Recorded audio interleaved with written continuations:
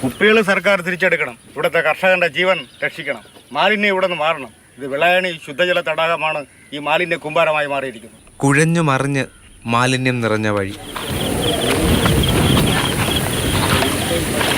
മാലിന്യങ്ങൾ വശങ്ങളിലേക്ക് നീക്കി കുപ്പിച്ചില്ല് തറയ്ക്കാതെ നടക്കണം. ബണ്ട് പൊക്കേണ്ടതായിട്ടുള്ള ആവശ്യമുണ്ട്. ഈ വേസ്റ്റും കുപ്പിയോടും കൊണ്ടിട്ടല്ല. കുപ്പിയോടും സുറിഞ്ചും എന്ന് പറഞ്ഞാൽ ഒരിക്കലും മാറത്തില്ല. ഒരു കുപ്പിയോട് ഈ ചെളിയിൽ നിന്ന് ഒരു സുറിഞ്ചിൽ നിന്ന് കയറുമ്പോൾ അത് ചെളിയോടുകൂടെ കയറും. അവന് എത്ര ഇഞ്ചക്ഷൻ ചെയ്യുന്നാലും ആ ചെളിയെ മുറിവിനകത്ത് നിന്ന് ഇറങ്ങുന്നത് അവൻ കരഞ്ഞിരിക്കും. വെള്ളായണിയിൽ കിരീടം പാലം മുതൽ പാലപ്പൂര് വരെ ബന്ധിപ്പിക്കുന്ന ബണ്ട് റോഡാണ്. നിരവധി പേർക്കാണ് റോഡിന്റെ ഈ അവസ്ഥ കാരണം വഴിമുട്ടിയത്.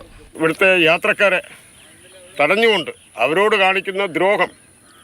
പിന്നെ ഇവിടെ ആയിരക്കണക്കിന് ആൾക്കാരാണ് എല്ലാ ദിവസവും പ്രകൃതിയെ ആസ്വദിക്കാൻ വരുന്നത്. 3 മാസം കൊണ്ട് അതിനെ തടഞ്ഞുകൊണ്ട് ഈ ഗവൺമെൻറ് ജനങ്ങളോട് കാണിക്കുന്ന വൈരാഗ്യപരമായിട്ടുള്ള ഒരു സമീപനമാണ് ഇവിടെ ഇപ്പോൾ കാണിച്ചിരിക്കുന്നത്. 3 ഗ്രാമപഞ്ചായത്തുകളിലേക്കും തിരുവനന്തപുരം നഗരസഭയിലെ 2 വാർഡുകളിലേക്കും കുടിവെള്ളം എത്തിക്കുന്നത് ഇവിടെ നിന്നാണ്. ഈ ജൈവമാലിന്യം കൊണ്ടിട്ട് നിലയ്ക്ക് വെള്ളം എത്ര ശുദ്ധീകരിച്ചിരുന്നാലും അറിയാമല്ലോ, നമുക്കിപ്പോൾ മഞ്ഞപ്പിത്തവും മറ്റ് അനവധി രോഗങ്ങൾ ജനങ്ങൾ കൊണ്ട് പൊറുതിമുട്ടിയിരിക്കുന്ന ഒരു സമയം കൂടിയാണിത്.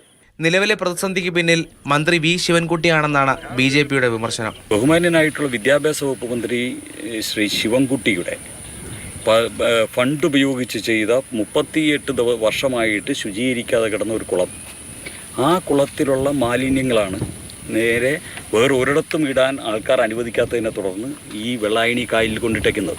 ബണ്ടുയർത്തലിന്റെ ഭാഗമായി ജലസേചന വകുപ്പാണ് മണ്ണിനൊപ്പം മാലിന്യം നിക്ഷേപിച്ചതെന്നും പരിഹാര നടപടി കൈക്കൊള്ളാൻ ആവശ്യപ്പെട്ടെന്നും കല്ലിയൂർ പഞ്ചായത്ത് അറിയിച്ചു.